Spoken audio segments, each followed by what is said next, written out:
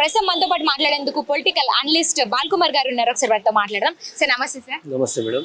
Sir ఇప్పుడు ఏదైతే ఈ కొత్త ప్రభుత్వం తీసుకొచ్చినటువంటి హైడ్రా ఏ విధంగా పనిచేస్తుంది అంటారు? అసలు హైడ్రా నిజంగా అంటే మంచి పనే చేస్తుంది అంటారా? ఏదైతే అక్రమ కట్టడాలు కూలగొట్టేసినటువంటిది దీని మీద ఎట్లా చర్యలు చేపడుతుంది?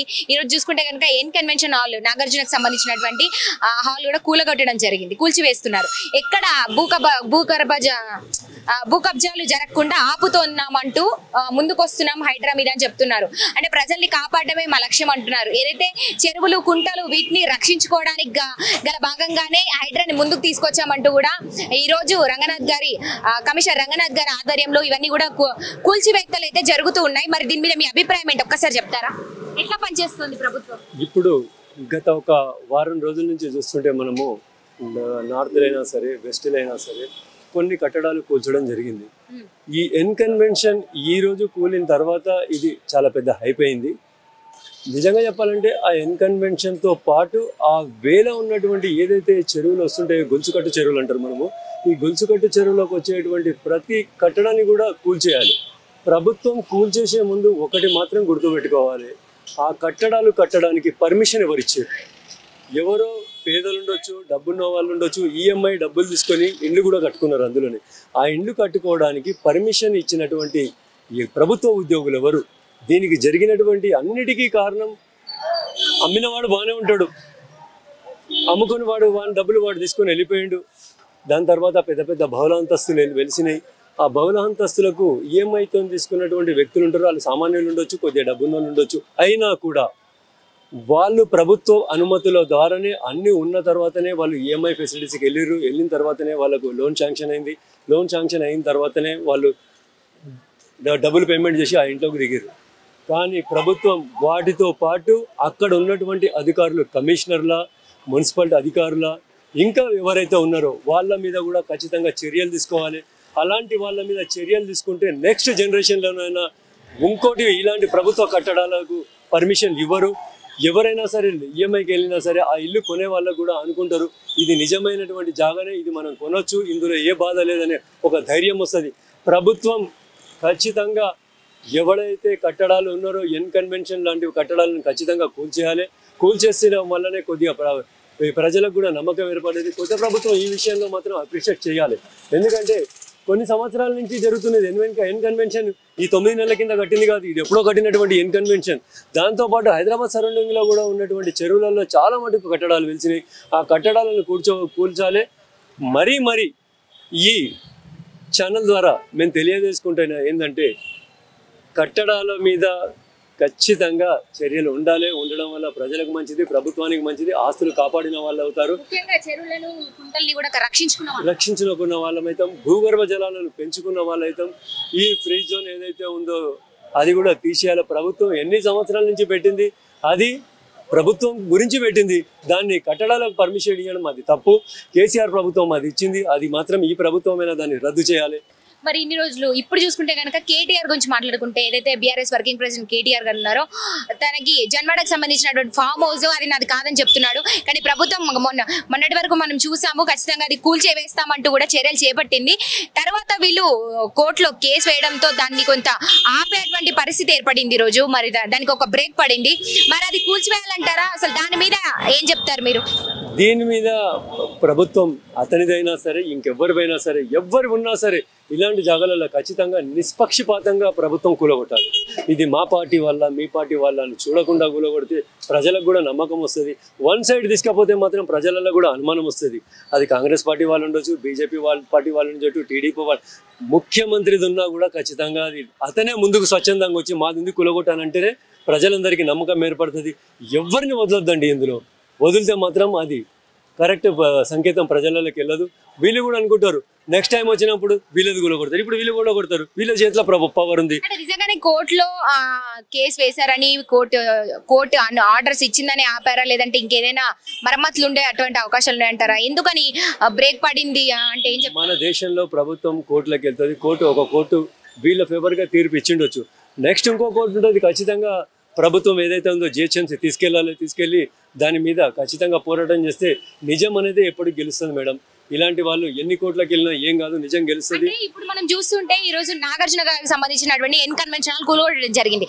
అంటే ఒక్క రోజులోనే ఏదైతే ఫిర్యాదు మేరకు వెంటనే ఈ రోజు ఉదయం నుంచి కూడా కూల్చివేతలని స్టార్ట్ అయిపోయాయి. మరి కేటీఆర్ కి సంబంధించినటువంటి జన్వాడ ఫామ్ హౌస్ ఎందుకు ఇంకా ఆపుతున్నారు? ఇంకా అంటే దాని మీద ఇంకా తనదేనా కాదా అని ఇంకా తెలుసుకోలేకపోతున్నారా? ఎందుకు ఇంత లేట్ అవుతుందంటారు? అది కేటీఆర్ దా, కేసీఆర్ దా, రేవంత్ రెడ్డి దా అని వదిలేద్దాం. అది ఎవరిది అనేది వదిలేద్దాం. అది అక్రమ కట్టడం అయితే ఖచ్చితంగా కూల్చాల్సింది. అది ఎవరు కట్టడమైనా వదలొద్దు. దాంతోపాటు ఆ లైన్లో ఉన్నటువంటి ఎవరైనా సరే అందరినీ గులగొట్టేసాలి. ఇది ఒకటి ఇవ్వాలి, ఎన్కన్వెన్షన్ గులగొట్టండి. ఎన్కన్వెన్షన్ గులగొట్టిన తర్వాత దాని బ్యాక్ సైడ్కి వెళ్ళి అన్ని కట్టడాలే ఉన్నాయి, దాంట్లో కూడా గులగొట్టండి. అప్పుడే ఇప్పుడు ప్రారంభమైంది, అంతం మాత్రం ఆఖరి వరకు జరగాలి. ఏదైతే ఇప్పుడు అక్కడ ఎన్కన్వెన్షన్ ఉన్న చెరువు దగ్గర ఉన్నటువంటి అన్ని కూడా తుమ్మిడికుంట చెరువు అక్కడ అంతా కూడా అన్ని అక్రమ కట్టడాలే, పర్మిషన్ లేకుండా అక్రమ కట్టడాలే అంటారు. మేము ఒక ముస్లిం లేడీని నిన్నగాక మొన్న ఒక ఇంటర్వ్యూ చేసి ఒక మీలాంటి ఒక ఛానలే, అందులో ఆమె చెప్తూనే ఉంది, ఇందులో మాకు కూడా భూములు ఉండే అని అన్నారు. కానీ కాదు, ఇది చెరువే, ఖచ్చితంగా ఇది కులగొట్టండి. ఆమె చెప్తుంది, నేను 25 ఏళ్ళ కంటే ముందు చూసినా అప్పుడు ఇదంతా చెరువే ఉండే, ఇవన్నీ ఇక్కడ కొత్తగా గెలిచినాయి అని ఆవిడే కూడా చెప్పింది. ప్రభుత్వం దగ్గర లెక్కలు ఉన్నాయా మేడం? ఎట్లుంటాయి? ఖచ్చితంగా వీళ్ళకి తెలియదా? ఇప్పుడు వ్యాపారవేత్తలకు కావచ్చు, పెద్ద పెద్ద బిజినెస్ మ్యాన్లకి, సినీ ప్రముఖులకి అంటే వీళ్ళకి తెలియదా కబ్జాలు? ఎందుకంటే దాదాపు 60% ఆల్రెడీ కూల్చివేయడం జరిగింది ప్రభుత్వం. ఇప్పుడు 60%కి పైగా అక్రమ కట్టడాలను కూల్చివేస్తూ వస్తుంది. ఇంకా 40% ఉందంటూ కూడా ప్రభుత్వం చెప్తుంది. మరి వీళ్ళకి తెలియదా ఇలాంటి ఒక రోజు వస్తుందని? అసలు గవర్నమెంట్ అనుమతి లేకుండా ఇలాంటి అక్రమ కట్టడాలు ఎందుకు కడుతున్నారు? అసలు దీనికి ఎవరు పర్మిషన్ ఇస్తున్నారు? నిజంగా చెప్పాలంటే నాగార్జున లాంటి వ్యక్తి ఎప్పుడైతే అక్కడ కట్టడం కట్టిండో, కట్టిన తర్వాత దాని వెనుక ఎవరైతే కట్టడాలు ప్రారంభించాడో అమ్ముకోవడానికి ఇతన్ని చూసే వాళ్ళంతా ధైర్యంగా ఉన్నారు. నాగార్జున లాంటి ఒక పెద్ద నటుడే ఇలాంటి దగ్గర ఉన్నాడంటే ఇది కరెక్టే ఉంటుండే అని ఫస్ట్ నేను అనేది. అందుకే చెప్తున్నా, మున్సిపల్ కమిషనర్ అయినా సరే ఎవరైనా సరే వానికి కట్టడానికి అనుమతి ఎవరిచ్చిండు? ఆ అనుమతి ఇచ్చిన వదిలేస్తారా?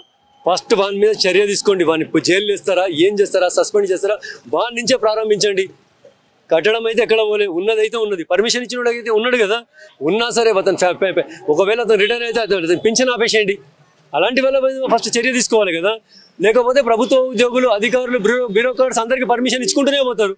కాదు, అది పద్ధతి. ఇది మొదలెట్టిన వాళ్ళ దగ్గర చర్యలు చేపడితే ఇలాంటి వెనక ఉన్న వాళ్ళందరూ కూడా వెంటనే ఆగిపోతారు. ఖచ్చితంగా వాళ్ళ మీద చర్య తీసుకోవాలి కదా. బ్యూరోక్రాట్ల మీద చర్య తీసుకోండి, వాళ్ళైతే సేఫ్ అవుతారా?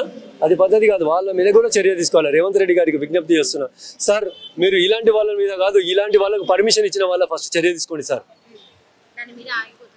అంతేమదా? సో మొత్తానికి ప్రభుత్వం ఎట్లా పనిచేస్తుందంటే ఏం చెప్తారు? ప్రభుత్వం మాత్రం ఈ విషయంలో బాగా పనిచేస్తుంది. ఈ విషయంలో పనిచేస్తుంది, పర్లేదు మేడం. ప్రభుత్వం, రేవంత్ రెడ్డి గారి ప్రభుత్వం అనుకున్న దానికంటే బాగానే పనిచేస్తుంది. ఇప్పుడు ఏముంది, 8 నెలలు హనీమూన్ పీరియడ్, ఇది ఇంకా 2-3 సంవత్సరాలు కానీ అయిన తర్వాత వీళ్ళు ఏం చేసిరు ఏం చేయలేదు అని తెలుసు. ప్రస్తుతానికి రేవంత్ రెడ్డికి మాత్రం మార్కులు ఇవ్వచ్చు.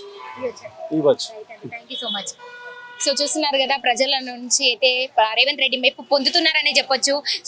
సోషల్ మీడియాలో కావచ్చు, ఇటు పబ్లిక్ లో కావచ్చు, మొత్తంగా కూడా సీఎం రేవంత్ రెడ్డి మీద మంచి ప్రశంసలే కురిపిస్తున్నారని చెప్పొచ్చు. ఎందుకంటే ఇంత తక్కువ సమయంలోనే ఏదైతే తీసుకున్నటువంటి చర్యలు ఏదైతే ఉందో అవి మంచిగా ప్రజలకు మంచి చేసే విధంగానే ఉంది అంటున్నారు. ఇటు చెరువులను, గుంటల్ని కాపాడమే కాదు, ఇటు అన్ని విధాల్లో కూడా ప్రజలకి మేలే చేస్తున్నారంటూ కూడా ఈ రోజు ప్రజలు ప్రశంసలు కురిపిస్తున్నారని చెప్పొచ్చు. కెమెరామెన్ మధుతో రిపోర్టింగ్ బాన్శ్రీ, హైదరాబాద్.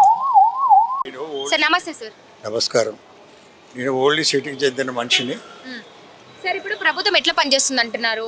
మీ అభిప్రాయం ఎలా ఉంది? అంటే హైడ్రా అనేది ముందుకు తీసుకొచ్చింది ప్రభుత్వం, కొత్తగా చర్యలు కూడా చేపడుతున్నారు. ఏదైతే భూగర్భ జలాల్ని అక్రమంగా వీళ్ళు వాళ్ళ స్వాధీనంలోకి తీసుకొని వ్యాపారవేత్తలు కావచ్చు, సినీ ప్రముఖులు కావచ్చు, వాళ్ళు అక్రమ కట్టడాలు చేపడుతున్నారు. దీని మీద హైడ్రా ముందుకు దూసుకెళ్తుంది. ఇప్పుడు అక్రమ కట్టడాలు ఉన్న చోట హైడ్రా వెళ్ళి ఖచ్చితంగా ఆ వ్యక్తి కూలగొట్టేటువంటి ప్రయత్నం చేస్తుంది. ఈరోజు కూడా ఎన్కన్వెన్షనల్ కూలగొట్టడం జరిగింది నాగార్జునకు సంబంధించింది. మరి దీని మీద మీ అభిప్రాయం ఏంటి? హైడ్రా రేవంత్ రెడ్డి గారు హైడ్రా చేసి తీసుకొచ్చి చాలా మంచి విషయంలో, చాలా మటుకు నాలాలు అవన్నీ కబ్జాలు అయిపోతున్నాయి, చెరువులు కబ్జాలు అయిపోతున్నాయి. ప్రత్యేకంగా ఓల్డ్ సిటీలో అయితే నాలాలు తప్పించి, చెరువులు తప్పించి శ్మశాన వాటికలు కూడా కబ్జా అయిపోతున్నాయి. ఏంటంటే ఒకప్పుడు చంద్రాయణగుట్టలో నల్లవాగు శ్మశాన వాటిక, అక్కడ 40 ఎకరాల భూమి మొత్తం కేవలం గవర్నమెంట్ లెక్క ప్రకారంగా శ్మశాన వాటిక భూములు అవన్నీ కబ్జాలు అయిపోయి 40 ఎకరాల్లో కేవలం 4 ఎకరాలు 5 ఎకరాలు మిగిలినాయి. దీనిపైన కూడా గట్టి చర్య తీసుకోకుంటే ఉంటే మంచిగా ఉంటుంది. చాలా మంచి హైడ్రా తీసుకుంటూ దాన్ని బట్టి శ్మశాన వాటికలు కూడా ఓల్డ్ సిటీలో శ్మశాన వాటికలు అన్నీ పోతున్నాయి, అన్నీ కబ్జా అయిపోతున్నాయి. బొండగొట్టికి జాగలేదు. కుంటల్ని కాపాడాలి, చెరువుల్ని కాపాడాలనే ఉద్దేశంతో హైడ్రా ముందుకు వచ్చింది. చెరువులు ఎంబడి, కుంటలు ఎంబడి, నాలాలు ఎంబడి శ్మశాన వాటికలు కూడా కబ్జా అవుతున్నాయి.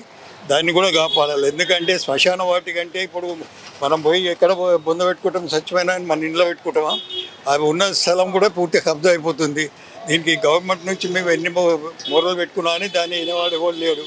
తర్వాత దీని మీద కాంగ్రెస్ ప్రభుత్వం వచ్చింది కాబట్టి ఇప్పుడు దీని మీద తప్పకుండా చర్యలు తీసుకొని నిజాయితీ చేసి ఉన్న ఇళ్ళన్నీ డిమాలిష్ చేసి శ్మశాన వాటికకు అలాట్ చేయాలని చెప్పి మా కోరిక.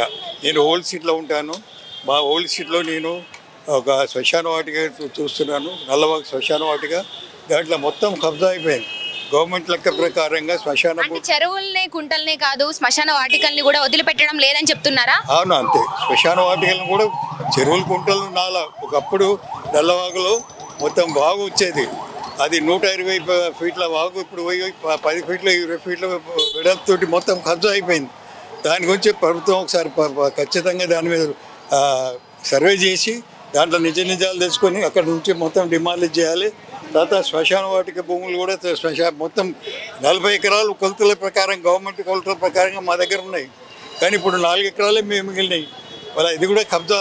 హైడ్రా కంటే, నాలాల కంటే, దీనికంటే మనిషి చనిపోతే అంత్యక్రియలు ఎక్కడ తీసిపోతారు? దాన్ని మొత్తం కబ్జా అయినప్పుడు ఎక్కడ పెడతారు? మొత్తం అక్కడ ఎంఐఎం నడిపిస్తున్నారు. మొత్తం కబ్జా అంతా వాళ్ళదే.